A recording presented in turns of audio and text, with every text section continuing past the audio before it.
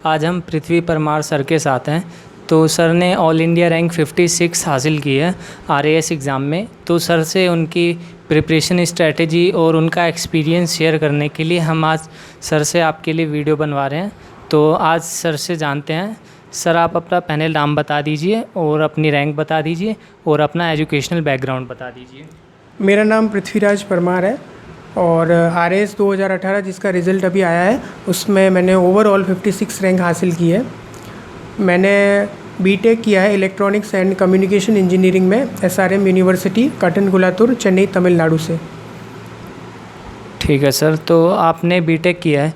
तो sir, BTech के बाद आप प्लेसमेंट के लिए जा सकते थे, लेकिन आपने प्लेसमेंट नहीं लिया। आप आरएएस ऑफिसर एग्ज़ाम के लिए आप अपीयर हुए। इसके पीछे कोई स्पेसिफिक रीज़न है तो बताइए सर। हाँ, बीटेक के बाद में मेरे पास में अपॉर्चुनिटीज़ थी, मेरा प्लेसमेंट भी हुआ था कुछ कंपनीज़ में, लेकिन शुरू से ही मैं बहुत ज़्यादा महत्वाकांक्षी रहा हूँ। तो उसके बाद में बीटेक करने के बाद में मैंने इंजीनियरिंग के फील्ड में ही कुछ और चीज़ें एक्सप्लोर करने चाहिए। उसमें मैंने 1 साल गेट की प्रिपरेशन की थी और इंजीनियरिंग सर्विसेज की भी प्रिपरेशन की थी।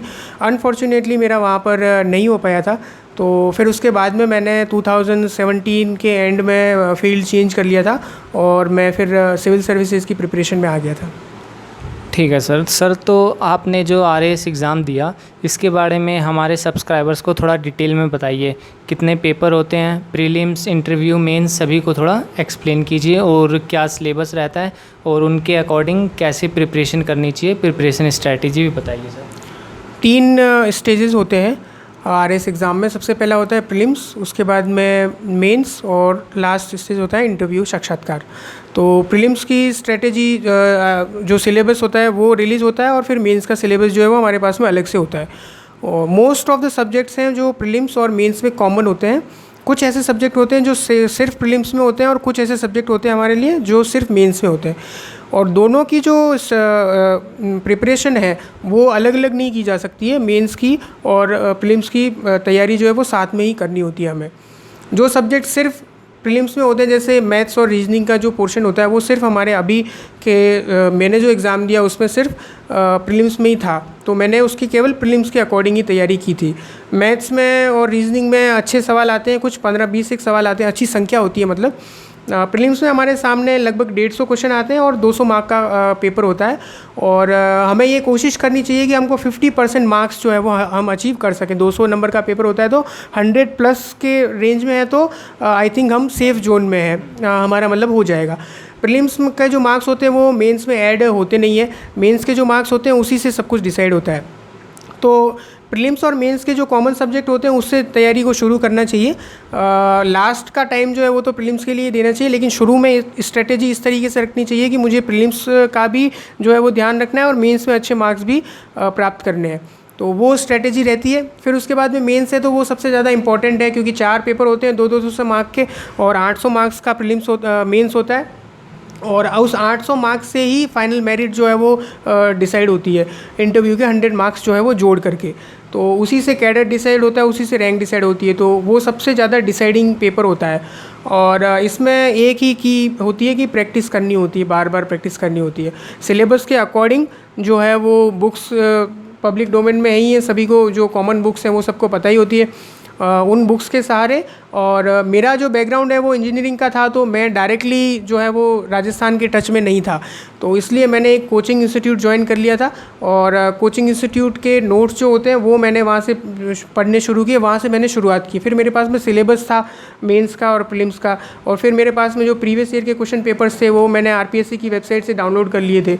और वहाँ से फिर मैं उनको बार बार पढ़ता था, देखता था कि क्या नेचर रहता है, क्या डिमांड रहती है क्वेश्चन पेपर्स की। कोचिंग इंस्टीट्यूट में जो ऑलरेडी सेलेक्टेड लोग हैं वो आते थे, तो उनसे मेरा इंटरेक्शन होता था, मैं उनसे गाइडेंस लेता था, मेरे जो डाउट्स थे वो मैं उनसे पूछ लेता था कि इस फील्ड में जो मैं थोड़ा वीक महसूस कर रहा हूँ, मैं कैसे प्रिपरेशन करूँ। तो ये धीरे धीरे जैसे हम पढ़ते हैं और जैसे जैसे टेस्ट पेपर लिखते हैं, जैसे जैसे प्रैक्टिस सेट लिखते हैं, तो वैसे वैसे हमारे में इम्प्रूवमेंट होने लगता है और हमें कॉन्फिडेंस आने लगता है कि हाँ, अब मैं सही ट्रैक पर हूँ और मैं जो है वो अच्छी रैंक हासिल कर सकता हूँ। ठीक है सर, आपने प्रीलिम्स और मेंस के बारे में बता दिया। तो अब आप इंटरव्यू एक्सपीरियंस शेयर कीजिए। आपके इंटरव्यू कैसा रहा था और क्या क्या क्वालिटीज़ चेक की जाती हैं इंटरव्यू के दौरान बेसिकली? इंटरव्यू बेसिकली जो है वो पर्सनैलिटी का टेस्ट होता है, और पर्सनैलिटी जो है वो 1 या 2 दिन में बिल्डअप नहीं हो सकती है, वो एक कंटिन्यूस प्रोसेस होता है कि ये सतत चलने वाली प्रक्रिया है। तो इसके लिए शुरुआत से अभी तक क्या क्या आपका एक्सपोजर रहा है वो सब कुछ डिपेंड करता है। फॉर्चुनेटली मेरा एक्सपोजर जो है वो मैं साउथ इंडिया में पढ़ा हूँ और मैंने कोचिंग भी की है, तो मतलब मेरा जो एक्सपोजर है वो काफ़ी वाइड रहा है, तो इसलिए मेरे को इंटरव्यू में इतनी ज़्यादा प्रॉब्लम नहीं हुई। और फिर भी मैं अपने आप को जो है वो लूज़ नहीं छोड़ सकता था इंटरव्यू के लिए, तो इसलिए मैंने बहुत अच्छे से तैयारी की। मेरे को टाइम भी काफ़ी मिल गया था, इंटरव्यू हमारे बहुत सारे वजहों से पोस्टपोन भी हो गए 2-3 बार, तो इसलिए मैंने 25 से ज़्यादा मॉक इंटरव्यू दिए होंगे, सब जगह जा कर के मॉक इंटरव्यू दिए। हम मेरे जो फ्रेंड्स हैं जो इंटरव्यू के लिए सेलेक्ट हुए थे उनके साथ में बैठ कर के हम प्रैक्टिस करते थे मॉक की। तो बेसिकली जो इतने सारे मॉक इंटरव्यू देने के बाद में एक बेसिक आइडिया लग जाता है कि जो है वो क्या क्या मेरा एरिया है और कहाँ कहाँ से मुझे क्वेश्चन पूछे जा सकते हैं। और पूछने के लिए तो कुछ भी पूछा जा सकता है, लेकिन हम जितना कर सकते हैं, हमारा जो एजुकेशनल बैकग्राउंड है, जो करंट अफेयर्स में क्या चल रहा है या जो बेसिक क्वेश्चन होते हैं वो मैंने बहुत अच्छे से प्रिपेयर कर लिए थे और बहुत अच्छे से बोलने की उनकी प्रैक्टिस भी कर ली थी, तो इस वजह से मेरा इंटरव्यू काफ़ी अच्छा भी हुआ। हाँ जी सर, तो आपने जैसा बताया आपका इंटरव्यू बहुत अच्छा गया, तो उसके लिए आपको शुभकामनाएं। और सर आप इसके बाद हमारे व्यूअर्स को ये बताइए कि सर बुक्स कौन कौन सी फॉलो करनी चाहिए और एनसीईआरटी का क्या महत्व है इस एग्ज़ाम में। बहुत लोग कैंडिडेट जो हैं एनसीईआरटी को पढ़ते नहीं हैं, तो उनको इम्पोर्टेंस बताइए सर एनसीईआरटी बुक्स की। डेफिनेटली एनसीईआरटी की इम्पोर्टेंस है। सिलेबस सबसे ज़्यादा इंपॉर्टेंट होता है किसी भी एग्ज़ाम के लिए, और प्रीवियस ईयर के क्वेश्चन पेपर होते हैं वो सबसे ज़्यादा इंपॉर्टेंट होते हैं। तो सिलेबस वाइज जो है वो बुक्स मार्केट में बहुत सारी अवेलेबल है और पब्लिक डोमेन में है। जैसे पॉलिटी की एम लक्ष्मीकांत, मैं क्या बताऊंगा, हर एस्पिरेंट को पता है कि वो बुक पढ़नी, स्टैंडर्ड बुक्स हैं, वो मैं क्या बताऊंगा कि वो पढ़नी चाहिए या नहीं पढ़नी चाहिए। या ज्योग्राफी की हमारे यहाँ पे चलती है, वो महेश बंडवाल की किताब चलती है, तो वो मैं क्या बताऊंगा एस्पिरेंट को। वो जो भी देख रहे हैं वो बहुत समझदार हैं और बहुत ज़्यादा उन्होंने रिसर्च ऑलरेडी कर रखी है, तो उनको सबको पता है अच्छे से कि क्या बुक्स पढ़नी चाहिए, क्या बुक्स नहीं पढ़नी चाहिए। और मेरी सफलता में कोचिंग इंस्टीट्यूट का भी बहुत बड़ा रोल है, क्योंकि मुझे उन्होंने बहुत अच्छे से गाइड किया और पिन पॉइंट प्रिपरेशन जो है वो मेरी वहीं से हो पाई थी, क्योंकि मेरे पास में और कोई गाइडेंस का सोर्स नहीं था। तो इसलिए मुझे जहाँ से भी मदद मिली मैंने वहाँ से लेने के लिए सोचा। मैंने ये नहीं सोचा कि ये ख़राब है या वो अच्छा है, तो मुझे जहाँ से भी मदद मिली मैंने अच्छे से मदद ली। तो बुक्स का जो है वो एनसीईआरटी राजस्थान माध्यमिक शिक्षा बोर्ड की भी बुक्स वगैरह आती है, तो पता होना चाहिए हमें। और ये एग्ज़ाम जो है वो ग्रेजुएशन के बाद दे सकते हैं, तो एक ग्रेजुएट लेवल के व्यक्ति को तो कम से कम इतना नॉलेज होता ही है कि वो एनसीईआरटी में क्या लिखा हुआ है या वो क्या लिखा हुआ है वो पढ़ करके आराम से निकाल सकता ही है। तो बुक्स का ठीक है एक रोल होता है, लेकिन खुद की मेहनत होती है, वही सबसे काम आती है आखिरी में। तो बुक्स के लिए ज़्यादा नहीं भटकेंगी, उसने वो बुक पढ़ी थी या उसने वो बुक पढ़ी थी। एक अपना बेसिक जो है वो डायमेंशन पहले तैयार कर लें बैठ के एकदम, कि मुझे ये चीज़ें पढ़नी है, उसके बाद में लग जाए तो हो जाता है सिलेक्शन। सर आपने नोट्स भी प्रिपेयर किए होंगे, तो नोट्स आप कैसे प्रिपेयर करते थे सर। नोट्स कोचिंग के नोट्स मिलते थे उनको मैं मिक्स कर लेता था, जैसे एनसीईआरटी है या फिर जो भी पॉइंट मुझे कहीं और से मिलते थे तो मैं अपने शॉर्ट नोट्स बनाता था जो सिर्फ मुझे ही समझ में आ सकते हैं इस टाइप के। तो वो दूसरों को लग सकता है कि ये तो कचरा है, ये क्या लिख दिया इसने कहीं पे, तो वैसे वाले वो सिर्फ मुझे ही समझ में आ सकते थे कि ये इस पेज पे क्या लिखा हुआ है, इसका क्या मतलब है और ये कहाँ पे यूज़ आएगा। तो सबका अपना अपना इंडिविजुअल होता है। बहुत सारे लोग मेरे फ्रेंड्स ऐसे भी हैं उन्होंने कभी नोट्स नहीं बनाए, तो अपना अपना नेचर होता है, उसको एक्सप्लोर करो। मुझे बिना नोट्स बनाए या मुझे बिना लिखे ना तो याद रहता था, ना मुझे ज़्यादा देर तक मैं उनको रिटेन कर पाता था। तो मेरा पर्सनल एक्सपीरियंस तो ये कहता है कि मुझे तो नोट्स बनाने की बहुत ज़्यादा ज़रूरत थी, तो मैं बैठा बैठा लिखता रहता था और जहाँ से भी जो भी मुझे मिलता था तो उसी को बार बार प्रैक्टिस करता था। सर आप अपना डेली शेड्यूल बता दीजिए, प्रिपरेशन के दौरान जो आपका शेड्यूल था, मीन्स कितने बजे आप वेकअप करते हैं और आप कैसे स्टडी करते थे। प्रिपरेशन का शेड्यूल भी सब्जेक्टिव होता है, सबका अपना अपना इंडिविजुअल होता है, तो ये किसी के लिए कॉमन या सेम नहीं हो सकता है। बहुत सारे लोग रात को पढ़ना पसंद करते हैं तो उनको रात को पढ़ना चाहिए, और जैसा मेरा नेचर है तो मैं सुबह जल्दी उठ करके पढ़ना पसंद करता था, तो सुबह जल्दी उठ कर पढ़ता था मैं। और कुछ लोग घंटों की बात करते हैं कि 10 घंटे पढ़े या 12 घंटे पढ़े या 15 घंटे पढ़े या 25 घंटे पढ़े, तो घंटों के हिसाब में मत उलझिए। घंटों का हिसाब जो होता है वो कागज़ी होता है, और ये प्रिपरेशन जो है वो कागज़ी नहीं है। 10 घंटे पढ़ कर के भी खाली आप एक ही पेज पर बैठ के पढ़ रहे हो तो उसका कोई मतलब नहीं है।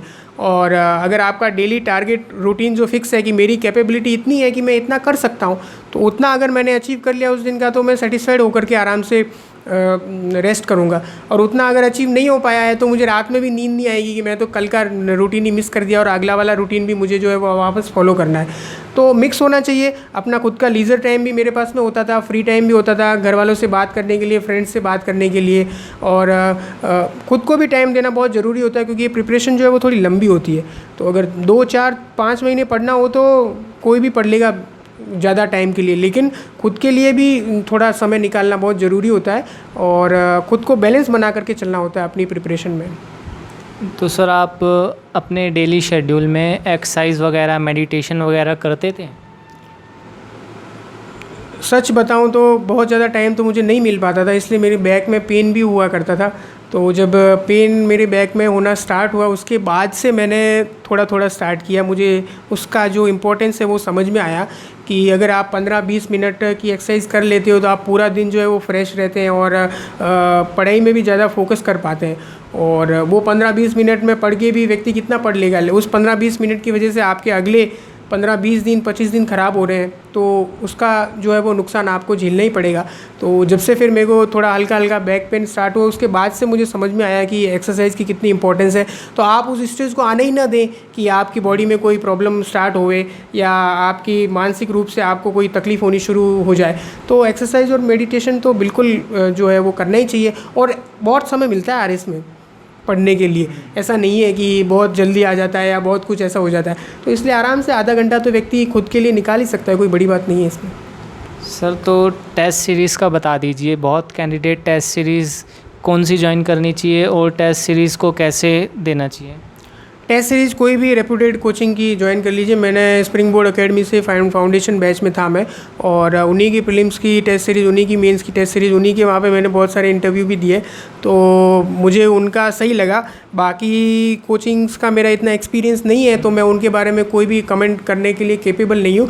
मैंने ये कोचिंग में पढ़ा हूँ मैंने, और उसी से मेरा सिलेक्शन हुआ है, तो मैं डेफिनेटली उनके बारे में बोल सकता हूँ, स्प्रिंग बोर्ड एकेडमी के बारे में बोल सकता हूँ कि they are up to the mark. Sir तो आपकी जर्नी, प्रिपरेशन जर्नी थी वो बहुत लॉन्ग रही, जैसा कि आपने बताया 2018 में आपका एक नोटिफिकेशन आया, तो आपका रिज़ल्ट अभी आया है। तो इस लॉन्ग प्रिपरेशन जर्नी में आप अपने आप को डेली मोटिवेट कैसे रखते थे सर? डेली मोटिवेट रखने के लिए ही मैंने कोचिंग ज्वाइन की थी, क्योंकि मुझे थोड़ा थोड़ा आइडिया ज़रूर था कि ये जो एग्ज़ाम है वो थोड़ा लंबा भी चल सकता है। तो कोचिंग इंस्टीट्यूट में टॉपर्स आते हैं, उनसे बातचीत होती रहती है, उनसे मुझे प्रेरणा मिलती रहती है। 2016 के जो टॉपर्स हैं, उपेंद्र जी सर हैं, तो वो आते थे, और देवयानी मैम हैं वो आते थे, और भी टॉपर्स जो हैं वो आते रहते थे कोचिंग में। तो वो जब सामने खड़े होते थे तो मैं उनको बस ऐसे देखता रहता था कि बस ये इन्होंने जो अचीव किया है वो मुझे अचीव करना है। तो उनको देखने भर से ही मुझे इतना मोटिवेशन मिल जाता था कि मेरे अगले महीने भर का काम चल जाता था। और मोटिवेशन होता है, मोटिवेशन डर होता है, अंदर से डर भी था कि काफ़ी समय से प्रिपरेशन कर रहा हूँ, तो अगर इस वाले एग्ज़ाम में मुझे अच्छा करना ही है, और अंदर से डिज़ायर भी थी कि हाँ मैं कैपेबल हूँ, मैं कर सकता हूँ, मेहनत ही तो करनी है, और कुछ ना कुछ तो इंसान को करना ही है ज़िंदगी में, तो यही कर लेते हैं। और पढ़ने से अच्छा काम कोई और हो ही नहीं सकता, उससे शांति प्रिय काम कुछ हो ही नहीं सकता। आप और आपकी किताबें, और उसमें पढ़ो और उसमें अच्छे से आप प्रिपेयर करो, तो मोटिवेशन जो है वो अंदर से आना चाहिए। और आप देख ही रहे हैं कि जितने लोग सेलेक्ट हुए हैं, जिनकी अच्छी रैंक है, ये टॉप 5 में है, टॉप 10 में है, तो उनको समाज में कितना सम्मान की नज़रों से देखा जाता है। और सिलेक्शन होने के बाद में जो फैमिली मेम्बर्स के चेहरे पे जो खुशी होती है, जो उनकी आंखों में चमक होती है, तो उससे बड़ा सेटिस्फेक्शन और उससे बड़ा मोटिवेशन कुछ भी नहीं हो सकता। फ्रेंड्स, जैसा कि आपने अभी पृथ्वी परमार सर का स्ट्रेटेजी वीडियो देखा, अगर आपको ये वीडियो पसंद आई है तो आप प्लीज़ इसे लाइक कीजिए और हमारे चैनल को सब्सक्राइब कीजिए और बेल आइकन को दबाना ना भूलिए, जिससे कि आने वाले सभी वीडियोस का नोटिफिकेशन आप तक पहुंच जाए। और हम ये वीडियोस बहुत मेहनत से बनाते हैं, तो आप इसे शेयर ज़रूर कीजिए अपने फ्रेंड सर्कल में, जिससे कि हमें मोटिवेशन मिले फ्यूचर में वीडियोस बनाने के लिए। Thank you friends.